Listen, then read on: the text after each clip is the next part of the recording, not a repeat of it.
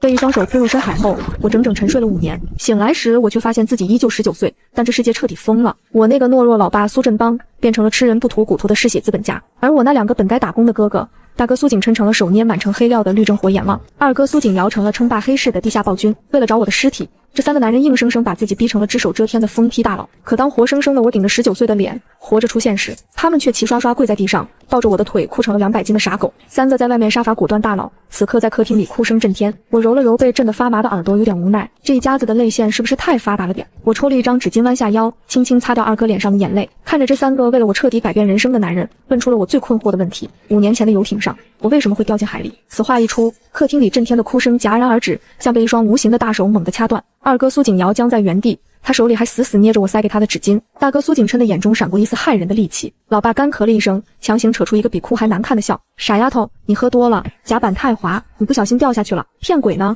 谁家滑倒能被人从背后精准按进深海？那双手我可是系了一路，但我没拆穿，因为我看到老爸的手还在疯狂发抖。他们在怕我回想起那晚的恐惧，怕我再次涉险。我顺从地打了个哈欠，10分钟后，我被强行塞进了造价200万的恒温公主床，门外站着8个顶尖保镖。我闭着眼装睡，听着走廊里那3个男人的脚步声渐渐远去。苏公馆地下负2层绝密级保险库，沉重的防爆门缓缓向2侧划开，冷白色的灯光亮起，墙上是密密麻麻的红线和照片。这是一面长达10米的巨型证据墙。5年来，苏景琛把当年游艇上所有人的祖宗18代全查了个底朝天。他不记得了。老爸点燃一根雪茄，火光映着他阴沉的脸。这是好事，最好一辈子别想起来。谁敢在他面前提一个字，我剁了他喂狗。苏景琛冷着脸，修长的手指快速敲击着键盘，大屏幕瞬间亮起。游艇当晚的监控被顶级黑客彻底粉碎，但我查到那个黑客死前留了一份后门密钥。苏景尧一拳砸在钢桌上：在哪？老子带人去抢过来。苏景琛点开一张图片，是一个造型极其张狂的绝版盲盒手办。这东西昨天刚在黑市露面，监控密钥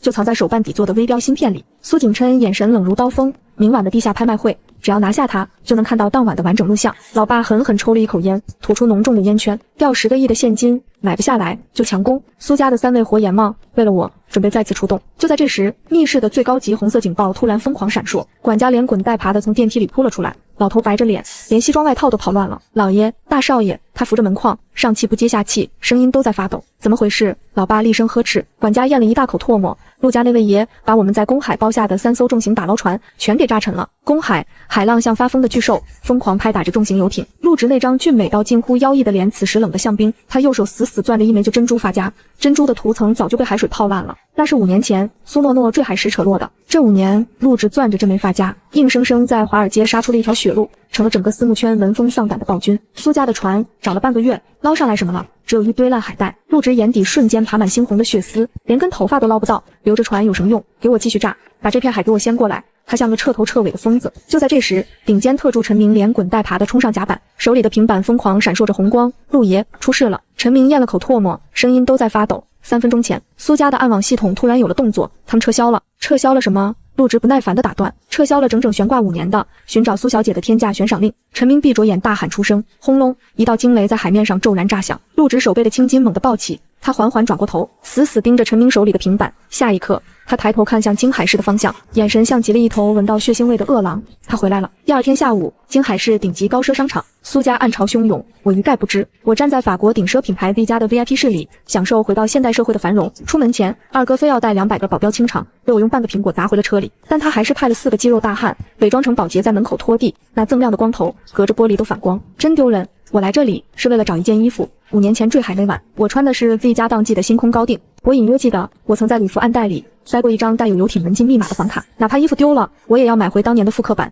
找回触觉记忆。这款星空裙店里还有库存吗？我指着画册上的图问柜姐，柜姐眼睛一亮，刚要弯腰拿货，慢着，一道极其尖锐做作的女声从门口传来。一个浑身挂满大花 logo 的女人扭着腰走了进来，喷了半瓶刺鼻的香水，身后跟着6个黑衣保镖。暴发户的气息简直要冲破天花板。他一把抢过柜姐手里的画册，涂着芭比粉指甲油的手指点了点，这件裙子本小姐要了，立刻给我包起来。柜姐面露难色，林小姐，这是这位女士先看中的。她先看中了又怎样？林千金翻了个巨大的白眼，她上下打量着我，像看一件廉价的垃圾，哪来的土包子也配买 V 家的高定？你知不知道我是谁？我摘下墨镜，盯着她那张玻尿酸打多了的脸，你是哪家刚跑出来的神经病？林千金瞬间炸毛，她猛地一拍玻璃柜台，震得展品叮当响。你敢骂我？我可是京海市林家的独生女，安保巨头苏家2少爷苏景尧的未婚妻。我愣住了，二哥的未婚妻。我脑子里瞬间浮现出二哥那张哭得冒鼻涕泡的憨脸，他这5年的审美已经堕落到这种地步了。就这长相，去我家门口当时狮子都嫌丑。哦，未婚妻啊！我冷笑一声，一把将画册从他手里抽了回来。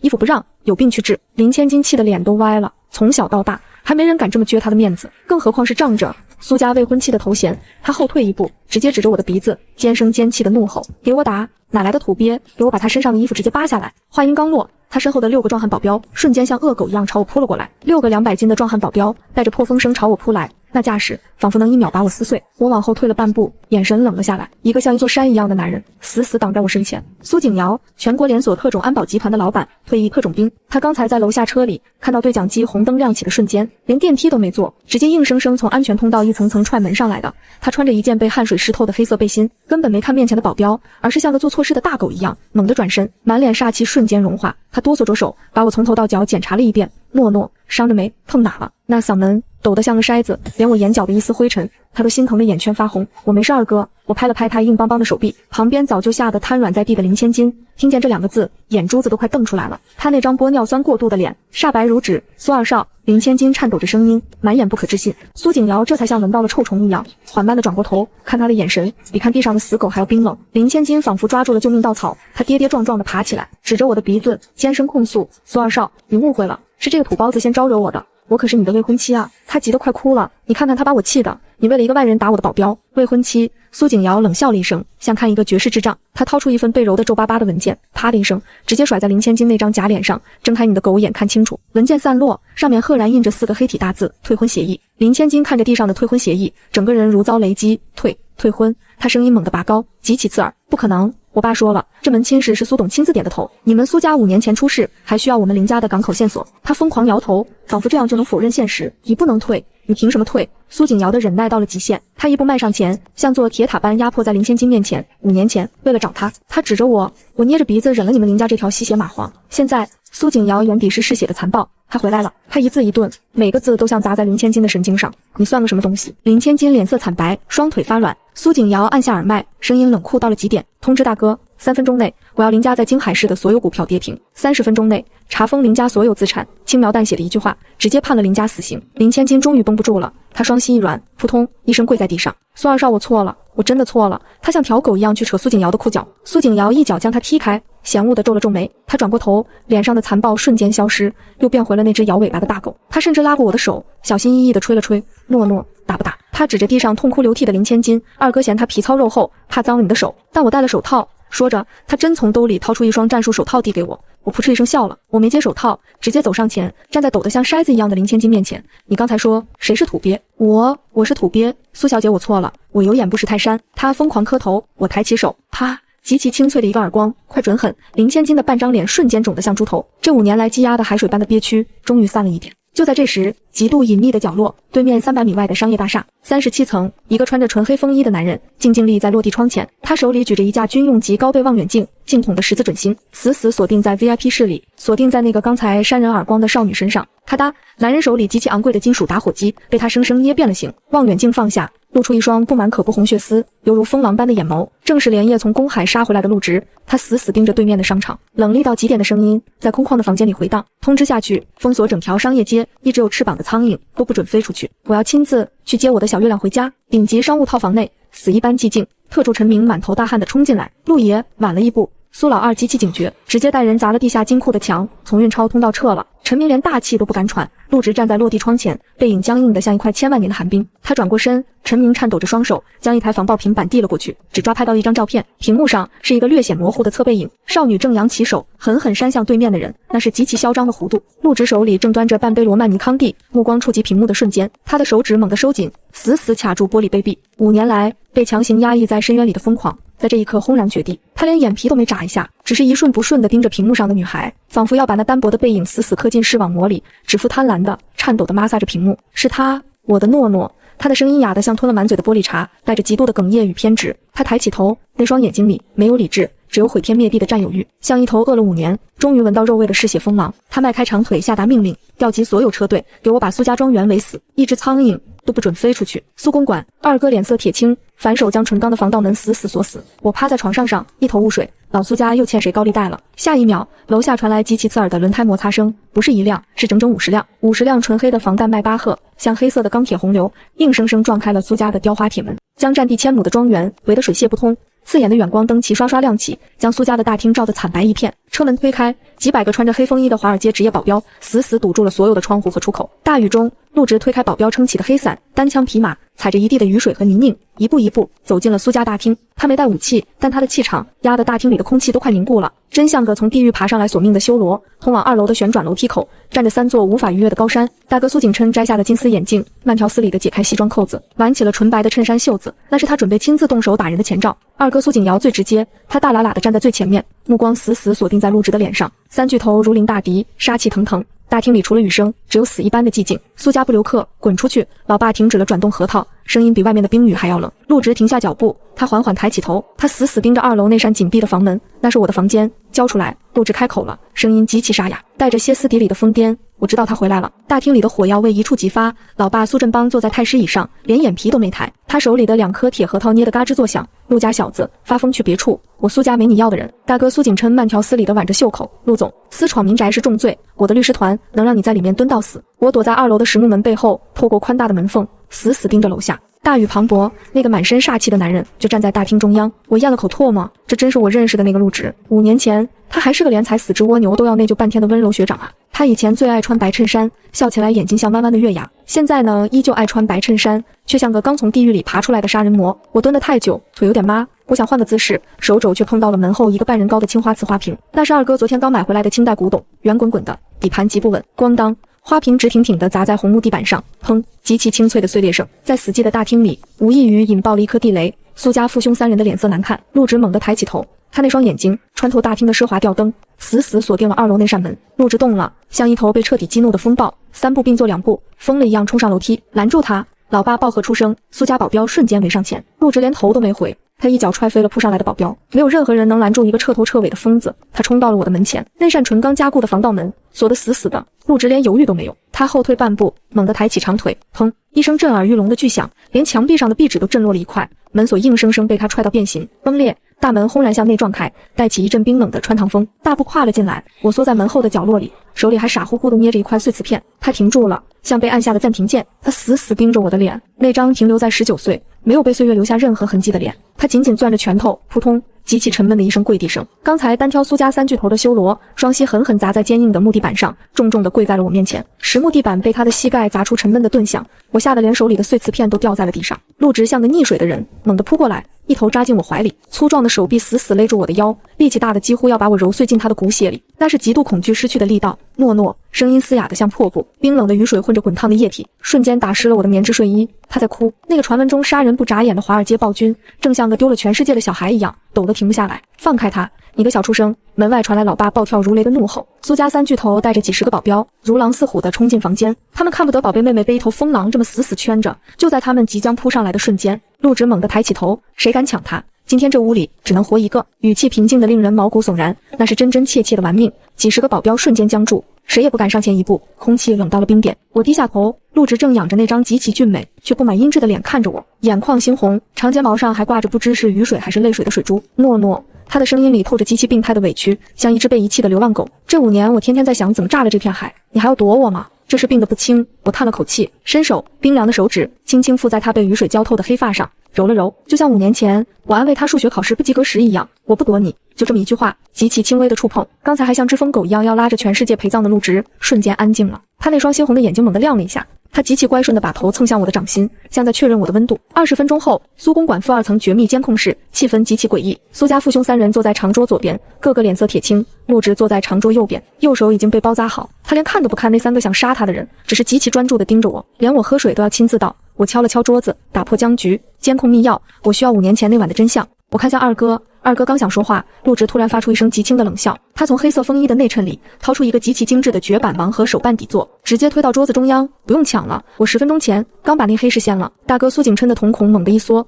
这疯子速度比苏家的暗网还要快，陆直修长的手指在键盘上飞速敲击，大屏幕亮起，一段极其模糊、经过1000亿级算力修复的录像残卷开始播放。画面是游艇甲板，风浪极大，一个穿着星空裙的少女，我站在护栏边，突然一双极度扭曲的手从黑暗中伸出，猛地将我推了下去。画面因为暴雨而失真，看不清那个人的脸，放大他的手，我极其冷静地开口。陆直的手指猛地敲下回车键，画面定格放大，那双涂着鲜红指甲油的手上极其刺目地戴着一枚戒指，是一枚极其罕见的切割成水滴状的稀释粉钻。监控室里死一般寂静，我盯着那枚粉钻，脑海中尘封的记忆轰然炸开。我认得这颗钻石，这是当年游艇派对上某个暴发户送给我的18岁生日礼物。我嫌俗气，随手扔在了化妆台上。查这颗钻石的下落，我冷冷出声，根本不需要大哥动手。陆直的顶尖黑客团队在3秒内就将一份极其详尽的资料投射到了大屏幕上。照片上是一个极其光鲜亮丽的女人，穿着高定礼服，面对无数闪光灯笑得极其做作。沈婉，我眯起眼睛，这不就是5年前那个跟在我屁股后面，连买杯奶茶都要我付钱的小跟班吗？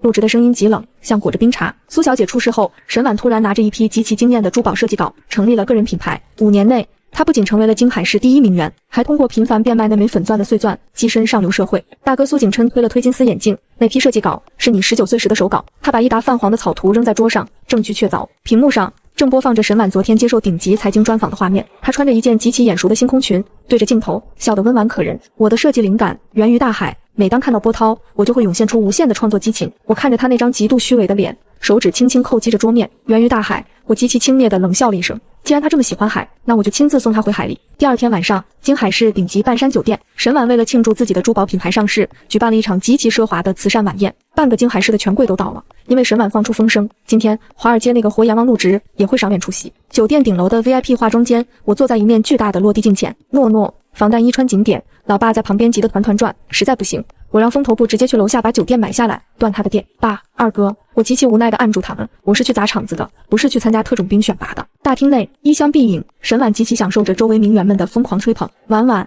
你这条裙子太美了，简直像海神之女。听说陆爷今天也是为了你来的，你好大的面子啊！沈婉掩着嘴笑得极其得意。她今天特意穿了一件盗版的高定星空裙，就是为了在这个夜晚彻底拿下那个高不可攀的男人。砰！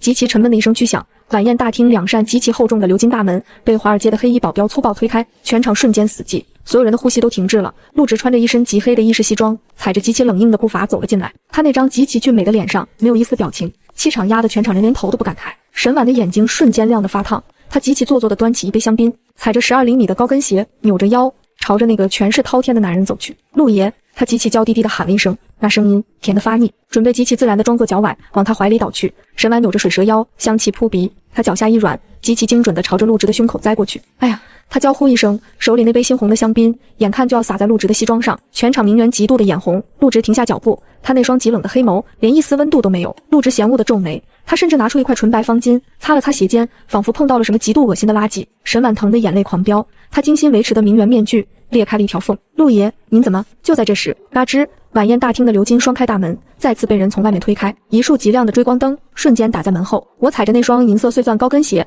穿着那套耗时极其恐怖的纯正版 V 加星空高定，一步一步走进了大厅。裙摆上的碎钻在灯光下闪烁着极其耀眼的光。地上的沈婉僵住了，她猛地抬起头，瞳孔在瞬间放大了几点，眼珠子都快瞪出来了。5年前那张极其熟悉的脸，5年前那件一模一样的衣服。啪啦，他手里一直死死捏着的高脚杯残骸直接掉在地上，摔得粉碎。他见鬼了！大厅里鸦雀无声，只有我的高跟鞋踩在地砖上的声音，哒哒哒，极其清脆，却像踩在沈婉的颈动脉上。我走到他面前，停下，居高临下地俯视着他。沈婉的脸色比死人还要惨白，他死死抠着地毯，他牙齿疯狂打颤，连一句完整的话都说不出。他在往后缩，像一条极度恐惧的蛆虫。我微微弯下腰，凑到他的耳边，用极其微弱却极度清晰的声音吐出4个字：婉婉，拉我。5年前，冰冷刺骨的公海，我扒着游艇栏杆，也是这么哀求他的，换来的是他极其恶毒的一根根掰开我的手指。这4个字是彻底压垮骆驼的最后一根稻草。沈婉眼底的恐惧轰然引爆，他猛地从地上弹起来，像个彻头彻尾的疯子，拼命挥舞着双臂，甚至抓破了自己花了几百万整出来的脸。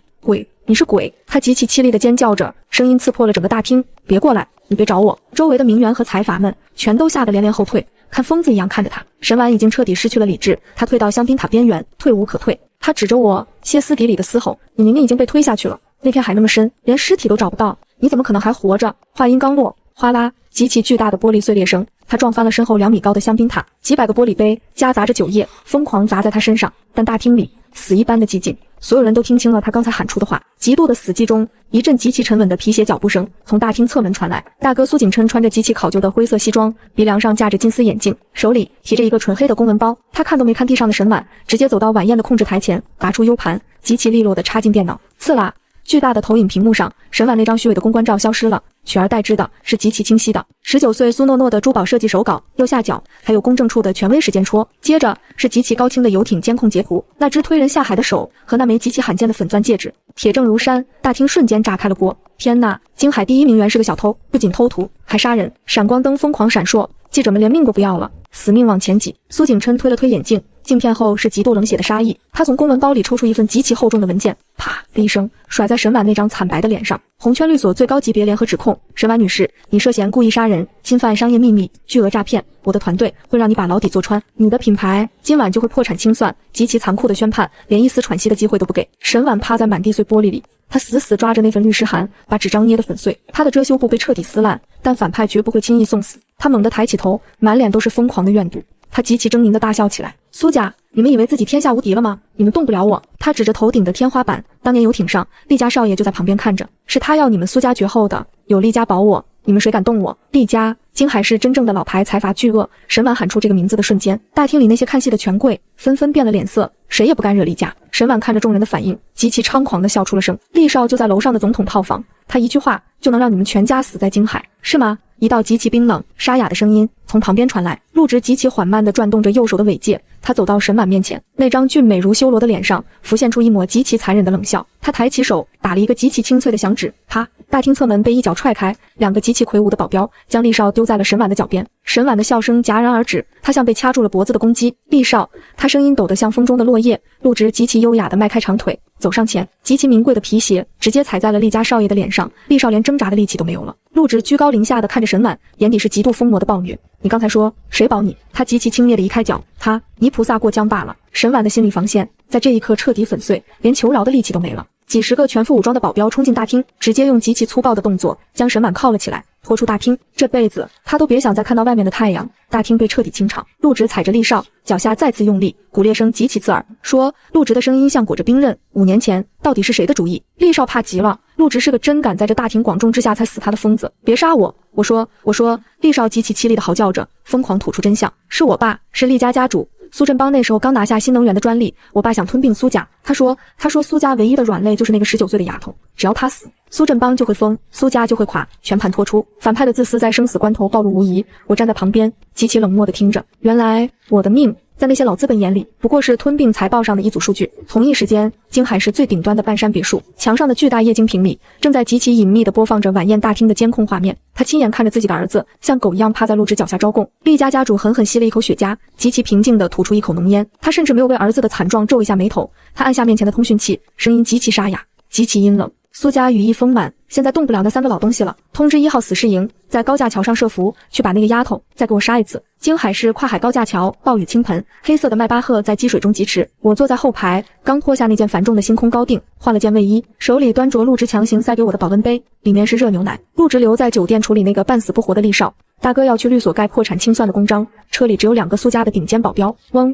极其狂暴的引擎嘶吼声猛地撕裂雨夜，前方弯道，2辆没有牌照的重型泥头车像发疯的钢铁巨兽，完全不减速，直接逆行，死死朝着我们的车头撞来。苏小姐，抓稳防滚架！前排保镖怒吼，他猛打方向盘，轮胎在柏油路上疯狂打滑，刺耳的摩擦声几乎刺穿耳膜。砰！一辆泥头车狠狠擦过车身，迈巴赫的左侧后视镜瞬间粉碎，火花四溅，但对方根本没打算停。我回头看了一眼，后方又有2辆重型卡车并排压了上来，4辆几十吨重的怪物极其精准地形成了一个钢铁牢笼，把我们的车死死逼停在高架桥的最边缘，再往后退半米就是几十米下的跨海大江。厉家老狗，物理消灭的手段真是土得掉渣。我拧紧了保温杯的盖子，以免牛奶洒出来。正前方的泥头车亮起极其刺眼的远光灯，强光瞬间吞噬了整个车厢。驾驶室里，一个猛念死士才死了油门，刺鼻的柴油废气喷涌，几十吨重的卡车带着碾碎一切的动能，朝着我的座驾发起了最后的死亡冲刺。就在这千钧一发之际，轰隆，右侧高架匝道爆发出极其恐怖的金属撞击声，一辆纯黑的军用级全地形装甲越野车像一颗狂暴的黑色流星，硬生生撞断了极其粗壮的钢筋混凝土护栏。它以一种绝对野蛮、绝对霸道的姿态，从侧面狠狠撞上了那辆领头的泥头车。咔啦，让人牙酸的钢铁扭曲声炸开，那辆不可一世的泥头车竟被装甲车恐怖的动能直接撞得原地侧翻，庞大的车体在积水中疯狂滑行，火花冲天，装甲车的防弹车门被人一脚暴力踹开。二哥苏景尧跳下车，他穿着极其紧身的黑色战术背心，肌肉奔张，青筋暴起，肩膀上扛着一把纯钢打造的重型棒球棍，雨水顺着他冷硬的下颌线砸落，他死死盯着那堆翻倒的废铁，极其残暴地吐出2个字：找死。暴雨狂砸在扭曲的车厢上，剩下3辆泥头车的车门猛地弹开，30个蒙面的厉家死士跳下车，手里拎着极其锋利的开山刀，像群极其凶狠的疯狗一样朝苏景尧扑过去。二哥连眼皮都没抬，他扛着纯钢棒球棍，极其狂傲地吹了声极其响亮的口哨，砰砰，极其密集的脚步声瞬间盖过了雷声。这不是单薄的抵抗，这是一支极其恐怖的纯黑色洪流，整整100名全副武装的退役特种兵，穿着极其顶尖的战术防弹衣，像鬼魅一样从高架桥的维修通道翻出，极其干脆的战术反包围，咔嚓，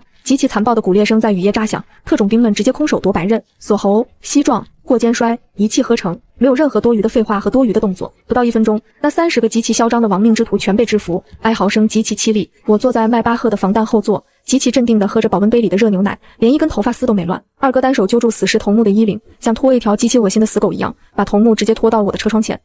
我缓慢地降下防弹玻璃，那个头目极其惊恐地瞪大眼睛，看着毫发无伤的我，像活见了鬼。我从极其名贵的限量版包包里掏出一部卫星电话，告诉厉老狗，我苏诺诺没死，我来收账了。京海市顶端，厉家半山别墅，极其安静的书房，厉家家主靠在紫檀木椅上，手里夹着粗壮的古巴雪茄，桌上的红色保密专线响了，他吐出一口浓烟，傲慢地拿起话筒，手脚干净点，别留下那个丫头的。厉老狗，听筒里传出的不是死士的汇报，而是一个极其清冷甚至带着笑意的少女声音，背景音里夹杂着暴雨声和极其凄厉的骨折哀嚎。你的狗太废了，我亲自来收账。厉家主夹着雪茄的手猛地一抖，滚烫的烟灰砸在名贵的手工西裤上，烧出一个黑洞。他猛地站起身，还没等他发飙，砰！书房厚重的橡木门被极其粗暴地撞开，首席财务官连滚带爬地扑了进来，连鞋都跑掉了一只，满脸死灰。董事长完了，财务官极其绝望地举着平板电脑，屏幕上全是瀑布般疯狂跳水的绿线，华尔街的神秘游资，还有苏氏的新能源财阀，他们2家联手对我们发动了死亡绞杀。厉家主一把抢过平板，手指疯狂颤抖。10分钟，厉氏集团海外盘全线崩盘，半小时，国内庞大的资金链被瞬间冻结，全线飘绿，极其惨烈。护盘，把我的私人账户填进去，给我护盘。他像个彻头彻尾的疯子一样嘶吼，口水喷在屏幕上，没用了。财务官瘫在名贵的波斯地毯上，嚎啕大哭。大盘彻底碎了，短短1小时，我们蒸发了整整1000个亿，厉家破产了。厉家主死死盯着那条跌入地狱的折线，喉咙里发出一声破风箱般的绝望嘶鸣。他直挺挺地往后倒去，重重砸在太师椅上。厉家别墅乱作一团，极其尖锐的救护车警报声划破了半山的宁静。厉家主被紧急注射了强心剂，他像一条濒死的野狗，瘫倒在真皮沙发上，胸口极其剧烈的起伏。苏振邦、陆直，他极其沙哑地从牙缝里挤出这2个名字，满眼极其怨毒的恨意。但报应才刚刚开始，管家却极其狼狈地撞开门，连滚带爬地扑进来。老爷，银行，京海市所有银行集体抽贷了，他们连夜派了催收团队，把公司大楼围死了。还有采购部经理极其绝望地哭喊，苏家切断了我们所有的核心海外供应链，海关扣押了我们20条货船，港口全封了，一群废物，哭什么丧？